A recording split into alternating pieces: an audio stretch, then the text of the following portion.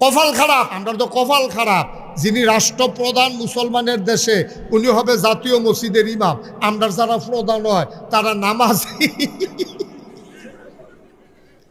বেরিয়ে ইমামতি করতে পারবো রে। এটি কোন যে বেড়ি আগে তো কইতাম পারছি না, অত কিছু কিছু কই। আমরা দেশের যারা প্রধান হয় তারা হয় বেরিয়ে। তো ইসলামের বিধান হইল যে রাষ্ট্রপ্রধান হবে তে জাতীয় মসজিদের ইমাম হইব। তো এবারে বেরিয়ে বেরিয়ে ইমামতি দাঁড় করে যখন যাব, শতকরা 92 জন লোক মুসলমানের দেশে খালি বেরিয়ে ঘুরে ফিরে পড়ে। আমরা এই ঘুরে ফিরে বেরিয়ে পড়ে আর ইমামতি দেখা গেল না। আর যায় বেড়ায় যেটি পড়ে এটি নামাজ পড়ে নাকি তারা এটি তো জানাজা পড়তে হলে ভুল করে লাই। আল্লাহু আকবরের সময় 4 বার এই জানাজার ভিতরে আপনার লুঙ্গি ফিনতে আধা ঘন্টা লাগাইয়া, আপনি ফিন দেন কতক্ষণ লাগাইয়া, খুলেন কতক্ষণ লাগাইয়া, বুঝলা? হ্যাঁ আমিন বলো।